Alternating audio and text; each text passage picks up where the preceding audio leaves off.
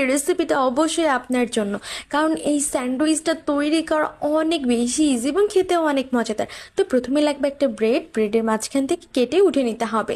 তারপর ব্রেডের মধ্যে দিয়ে দিতে হবে ভেজে রাখা চিংড়ি মাছ, একটা ডিম, একটু গাজর সিদ্ধ, ব্রোকলি সিদ্ধ, অল্প একটু লবণ, চাইলে একটু গোলমরিচও কিন্তু অ্যাড করতে পারেন।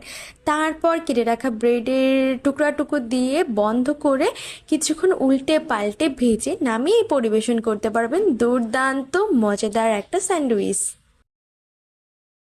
খুবই নরম হয়ে যায়। যদি এই সমস্যা হয়ে থাকে তাহলে আজকের রেসিপিটা শুধুমাত্র আপনার জন্য, ঝটপট তৈরি করে ফেলেন একদম রেস্টুরেন্ট স্টাইলে ক্রিস্পি ফ্রেঞ্চ ফ্রাই। তো প্রথমে লাগবে আলু, যেগুলোকে একটু লম্বা করে কেটে নিতে হবে।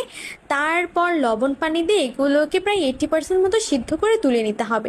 এরপর নর্মাল পানিতে এগুলোকে 5 মিনিটের জন্য রেখে দিয়ে ভালোভাবে পানি ঝরিয়ে নিতে হবে।